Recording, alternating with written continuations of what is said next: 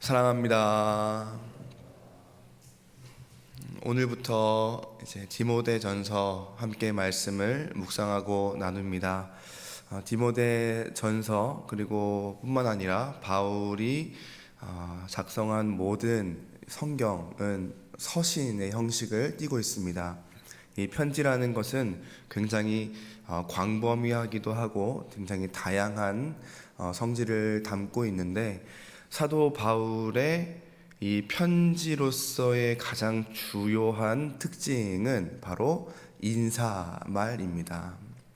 이 사도 바울이 이제 각 교회와 혹은 개인에게 하나님의 말씀을 이제 전할 때에 이제 인사로 시작을 하게 되는데, 여러 가지 이제 서신을 통해서 다양한 이제 인사를 나누는 것을 볼 수 있습니다. 인사를 건넨다라는 것은 그저 단순히 대화를 시작하는 것 이상으로 그 대상과의 그 관계나 그 지위에 따른 그런 것들로 여러 가지 모습을 나타날 수 있는데, 그 의사소통에서 그 두 당사자가 사회적 지위나 그 관계의 정도에 따라 그 인사말은 변하기도 합니다. 우리의 일상 가운데서 살펴보면 그저 이제 직장 동료와의 인사말과 그 직장 상사와의 인사말, 그리고 사장님과의 인사말은 그 대하는 태도, 그 사회적 지위에 따라서 달라지기도 하고, 그 관계의 정도, 그 두 사람이 얼마나 친밀한가, 대면대면한가, 그냥 지나가면서 밥 한번 먹어요 라고 이제 하는 그 정도인가, 아니면 정말 친한 사이인가, 아니면 연인 사이인가, 가족 사이인가에 따라서 그 인사말의 친밀함의 정도, 그 목적의 정도의 차이가 굉장히 많이 나타납니다. 이 디모데서는 이 바울이 그 디모데에게 보내는 편지인데, 이 바울이 디모데를 향한 인사는 참 아름답습니다. 오늘 1절 말씀에 보면, 우리 구주 하나님과 우리의 소망이신 그리스도 예수의 명령을 따라 그리스도 예수의 사도된 바울은, 이제 사도 바울은 늘 이제 편지를 이렇게 시작을 하죠.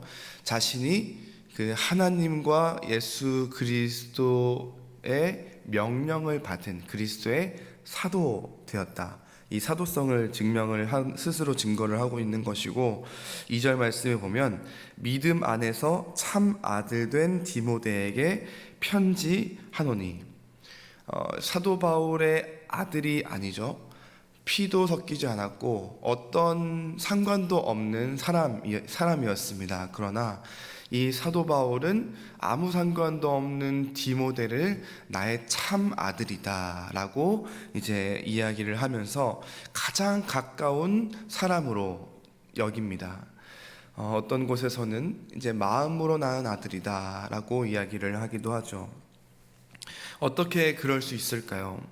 나와 생판 모르는 사람이고 나와는 아무런 혈연 관계가 없는 그런 사람인데 어떻게 나와 가장 가까운 자로 여길 수 있었는가? 그것은 예수 그리스도의 보혈로 함께 덮인 자이기 때문입니다. 예수 그리스도와 피로 함께 죽었고 그 예수 그리스도의 피로 함께 살아난 거듭난 자이기 때문에, 주 안에서 한 형제된 자이기 때문에 이런 고백을 할 수 있는 것입니다. 그런 자에게 할 수 있는 가장 귀한 축복, 그런 축복을 응축한 그런 고백은 무엇일까요? 이어 말씀에 보면 하나님 아버지와 그리스도 예수 우리 주께로부터 은혜와 긍휼과 평강이 내게 있을지어다. 아멘. 이제 새해를 시작합니다. 우리는 만날 때마다 이제 새해 복 많이 받으세요 라고 이제 인사를 하는데, 오늘 이 사도 바울의 인사를 따라 우리 만나는 모든 지인들에게 우리 주 하나님의 은혜가 있기를, 하나님의 긍휼이 있기를, 평강이 있기를, 이렇게 인사할 수 있는 우리 교우들이 되셨으면 좋겠습니다. 더불어 2026년을 이제 시작하면서 축복드리는 것은 우리의 모든 관계가, 우리 교우들과의 인사가, 우리 가족들과의 인사가 이 정말 사도 바울과 디모데의 인사처럼 정말 아름다운 인사, 아름다운 관계, 정말로 나의 참 아들이다, 나의 참 형제다, 그에게 하나님의 긍휼이, 평강이, 인자가 있기를 소망한다, 이런 고백이 넘쳐날 수 있는 그런 우리 일산의 교우들이 되셨으면 좋겠고, 더 나아가 하나님께서 우리를 참 아들이라 불러주실 때 정말 우리가 하나님을 참 아버지라 고백할 수 있는 그런 아름다운 관계가 되시기를 예수 그리스도의 이름으로 축복합니다.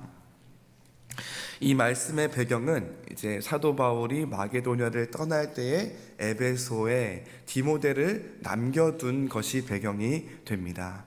그래서 이것이 마음에 쓰인 연소한 자인 이 디모데가 이 에베소에 있는 그 일들을 대할 때 이제 직접적으로 이 상황을 헤쳐나가야 하는데, 이 연소한 자인 나의 참 아들인, 마음으로 낳은 이 아들인 디모데에게 권면하는 말씀입니다. 이 에베소의 교회에는 어떤 일이 있었는가?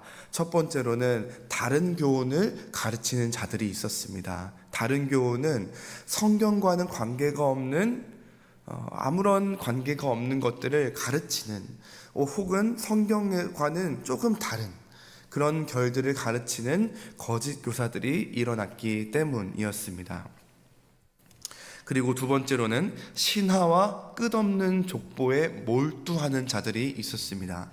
신화라 함은 이제 당시 이 로마 헬라 문화를 선도하고 이끌어가는 그 그리스 문화, 그리스 신화들과, 또한 이 끝없는 족보라 함은 구약 성경에 나타난 이런 여러 가지 인물들, 족보들, 거기에 끝없이 매달리는 하나님의 그 복음, 그리고 그리스도 예수를 향한 이 구약의 이 지표를 따라가는 것이 아니라 이 하나하나 이 족보에 끝없이 매달리며 이 복음의 결과는 다른 것을 이제 계속 파보려 하는 그런 몰두하는 사람이 있었습니다. 예수님의 믿음, 예수님의 그 구원과는, 예수님으로는 충분하지 않다고 이야기하는 사람들이 나타나는 것이죠.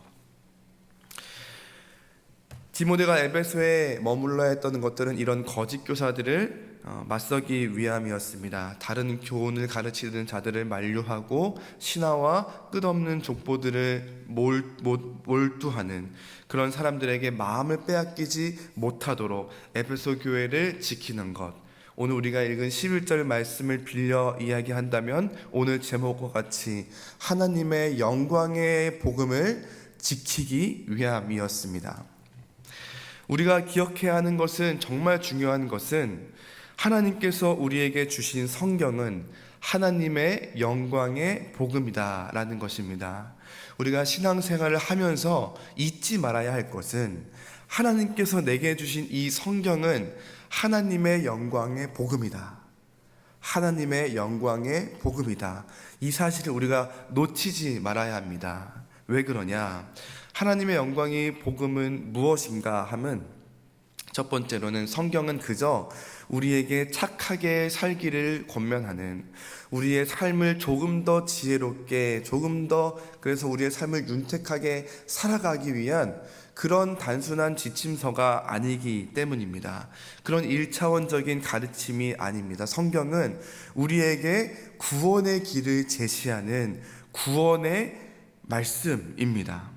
4절의 말씀을 빌려 우리가 사용해 본다면, 하나님의 경륜을 이루는 것, 이루는 책입니다. 하나님의 경륜은 하나님께서 세상을 구원하시기 위해 세우시고 구원하시기 위한 계획과 질서를 이야기하는 것인데, 성경은 하나님의 구원을 이루어가는 그 경륜이 담긴 성경이다. 하나님의 영광의 복음이다라는 것입니다. 두 번째로 성경을 읽다 보면 의구심이 들 때가 있습니다. 정말 이것이 맞나 할 때가 있습니다. 예를 들면 지금 세상을 지배하는 과학과의 원리와 충돌되는 장면들이 종종 나오고, 그러니까 초현실적인 이상과 기적들이 나타날 때 정말 이것이 진짜인가 싶기도 하고, 또 성경에 기록된 숫자들이나 연대나 그런 세부적인 묘사의 차이가 이 각 권마다 조금씩 다른 것들을 볼 때 성경이 조금 잘못 쓰인 것이 아닌가, 이런 생각이 들 때도 있습니다. 그러나 우리가 이것에 집중하는 것은 4절에 나타난 것처럼, 말씀 빌려 쓰는 것처럼 하나님의 경륜을 이룸보다 도리어 변론을 내는 정도에 불과한 것입니다. 성경은 우리에게 모든 것을 다 가르쳐 주지는 않지만 우리를 구원하기에 충분한 것을 하나님께서 우리에게 주셨습니다. 성경에서 과학의 정석을 우리가 기대하지는 말아야 합니다. 그리고 어느 곳으로 치우치지도 않는 역사의 정도를 말해주지도 않습니다. 이것을 바라고 몰두하는 것은 마치 정치학 책에서 로맨스를 찾는 것이고, 의학 책에서 무협에 대한 내용을 찾는 것과 마찬가지입니다. 성경은 그저 과학적 지식을, 역사적 정도를 알려주는 그런 책이 아니라 성경은 하나님의 경륜을 이루어가는, 우리를 향한 구원의 계획을 말씀하시는 하나님의 영광의 복음이라는 것입니다. 하나님의 영광의 복음인 이 성경의 목적은 다른 것이 아니라 사랑입니다. 디모데전서 오늘 5절 말씀에 보면 이 교훈의 목적은 청결한 마음과 선한 양심과 거짓이 없는 믿음에서 나오는 사랑이거늘. 그러니 어떻습니까? 교회에서 가장 중요한 것은 사랑입니다. 왜냐하면 사랑보다 더 큰 것이 없기 때문입니다. 제자들이 예수님께 질문했던 것처럼 누가 더 크냐, 누가 더 많냐, 누가 더 높냐 라는 이런 문제는 교회 안에서 쓸데없는 논쟁들과 불화만 일으킵니다. 이 교훈의 목적은 사랑을 이루는 데 있습니다. 그 사랑의 정수를 보여주신 분이 바로 우리 주 하나님, 그의 자녀까지 내어주신, 자신과도 같은 자녀를 내어주신 그 사랑의 정수를 보여주신 하나님이십니다. 하나님께서 우리에게, 교회에게, 우리 가정에게, 나에게, 하나님의 백성에게 영광을 찾으시는 부분은 우리가 얼마나 큰 일을 했냐, 우리가 얼마나 높은 일을 했냐, 얼마나 다른 사람들이 보기에 좋은 일을 했냐, 착한 일을 했냐가 아니라 사랑이라는 것입니다. 얼마나 사랑을 했냐, 얼마나 하나님을 사랑했냐, 얼마나 내 자신과 같은 그 예수 그리스도 아들을 주어서 세우신 교회를 사랑했느냐, 교회를 사랑하게 했느냐, 그 사랑에 있다라는 것입니다. 말씀을 맺겠습니다. 성경은 그저 착하게 살라는 윤리적인 책도, 과학적인 책도, 역사적인 책도 아닙니다. 우리를 구원하시기 위해 주신 책입니다. 하나님은 우리를 구원하시기 위해 세상 그 어떤 것보다 큰 사랑을 보여주셨습니다. 그러므로 교회 안에 사랑보다 큰 것은 없습니다. 그 사랑을 받은 우리는 믿음 안에서 참 아들, 참 형제, 참 성도된 다른 교우들과 가족들에게 이 바울과 디모데와 같은 사랑의 인사를 나눌 수 있어야 합니다. 우리의 눈으로 보기에는 조금 부족한 것 같아 보여도, 우리의 마음과는 조금 맞지 않는 것과 같아 보여도, 내 마음에 차지는 않아도 바울과 디모데의 인사와 같이 정말 참 아들과 같은, 정말 참 형제와 같은, 내 모든 생각과 내 모든 것보다 더 크신 하나님의 은혜와 긍휼과 사랑으로 축복할 수 있는 그런 아름다운 관계를 가지시는 큰 복을 넘치는 올 2026년이 되시면 좋겠고, 또 예수님의 이 말씀으로 승리하실 수 있는 우리 모든 일산의 교우들 되시기를 축복합니다.